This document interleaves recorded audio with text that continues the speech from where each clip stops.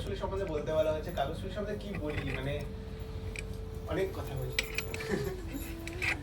আমার সবাই জানে আমার একটা ছেলে আছে, তো কাগজ ফুল আমার আর একটা সন্তান।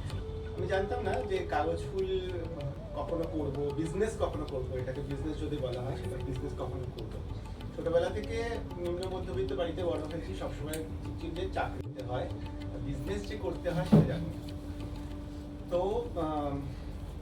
যেটা হলো মহামারীর সময় লকডাউনে একটা জব থ্রেট আসে, সবারই এসছে, সেটা আসে, বাড়িতেই বসেছিলাম। আর ছোটবেলা থেকে কি হাতের কাজ, আঁকা, এসব ইন্টারেস্ট ছিল, সবই করে করে বন্ধুদের দিতাম, গিফট করতাম বা জন্মদিনে। তো আমার বেশ কিছু জিনিস তৈরি হয়ে করেছিলাম, এই সময় অবসর সময় ছিল অনেক তখন। তো সেই সময় আমার এক বোন বলে যে তোমার কাছে চলো একটা এক্সিবিশন করছি, আমি একটা হাফ টেবিল নিয়েছি, আমি জানি না সেটা হাফ টেবিল কি হয়, ফুল টেবিল কি হয়, কোনো আইডিয়া নেই। তো আমাকে বলে তোমার যে জিনিসপত্র আছে ওগুলো নিয়ে চলো বসি একটা জায়গায়, একটা বাড়ির অ্যাপার্টমেন্টের মধ্যে একটা ছিল। তো সেখানে করলাম, অ্যাপ্রিসিয়েট করলো লোকে, খুব কাজটা তো ভালো লাগলো, উৎসাহ পেলাম। তো সেই করে কাগজ ফুলের জন্ম। তো কাগজ ফুলের জন্ম এইভাবে হওয়ার পরে দেখলাম যে কাগজ তখন বিভিন্ন রকমের শুধু হাতের কাজ, অন্যরকম করে কোনো স্পেসিফিক্যালি এখন যেরকম বাঙালি আনা নিয়ে কাজ করি সেটা ছিল না। তো লোক যখন বললো যে আসতো আমাদের সামনে, আমাদের কাছে বাচ্চারা আসতো, মাদের সাথে হাত ধরে আসছে, তারা দেখলাম যে কিছুই চেনে না, মানে বাংলা ক্যারেক্টার্সগুলো তাদের কোনো আইডিয়া নেই। বাট তারা জানে অ্যানিমে, ফিগার্স, বিটিএস, অ্যানোতেনা, এসব খুব খুব জানে এসব। কিন্তু বাংলা যে ক্যারেক্টার যেগুলো থেকে ছোটবেলায় আমরা আনন্দ পেয়েছি, হাদা ভোদা, বাটুল দিগড়ে, পাণ্ডবগোয়েন্দা, ফেলুদা, এইগুলো তাদের মধ্যে কনসেপ্টটা খুব ক্লিয়ার নয়। তো আমি ভাবলাম যে তাহলে এমন কিছু করা যাক না যেগুলোর মধ্যে আমরা রোজগার, এখন যদি জোর করে তাদের শেখাতে যাই তাহলে শিখবে না বা ইচ্ছা করবে না তাদের। তাই ভাবলাম যে কোনো রোজগারের প্রয়োজনীয় জিনিসের মধ্যে যদি এগুলোকে ইমপ্লিমেন্ট করা যায়, তো ভেবে কাজ শুরু করলাম। যেরকম কাতুকুতু গুঁড়ো, আবল তাবল, কোস্টার্স, ম্যাগনেটস। বাড়িতে একটা থাকলে পরে বাচ্চারা জিজ্ঞেস করবে যে এই কুমড়ো পটাশটা কি কি, পড়ে শোনালে পরে তার মধ্যে ইন্টারেস্ট গ্রো করা যায়। এইভাবেই আমরা বাঙালি আনা নিয়ে কাজ শুরু করলাম এবং আজ 5 বছর হলো তার এই কাজে, কাগজ ফুলের জন্মদিন।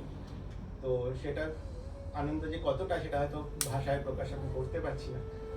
তো আর আমাদের টিমটা যে শুরু হয়েছিল সেটার কথা আমার বলতে হবে। সেটা হচ্ছে যে আমার এই প্রচেষ্টার মধ্যে প্রথম ছিল যে রেশম। রেশম না থাকলে হয়তো কাগজ ফুলটা তৈরি করতে পারতাম। ভীষণই একটা শৈল্পিক মানুষ, এখন গভর্নমেন্ট আর্ট কলেজের স্টুডেন্ট। আমার আঁকা ছোটগুলো দেখে যতই কনসেপ্ট আমার হোক, যতই লোকজনের সাথে কথা বলি, আমি ফেস হই না কেন, ব্যাকগ্রাউন্ডে ওরাই ওই কাজ। আর তারপর যখন একটু বড় হলো তখন যার কথা না বললি না, সেটা আমার ওয়াইফ কাকই।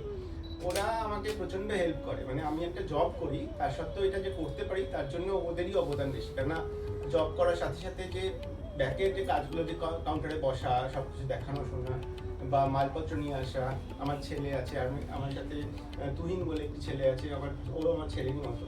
তো আমরা সবাই মিলে কাজগুলো করছি এখন পর্যন্ত।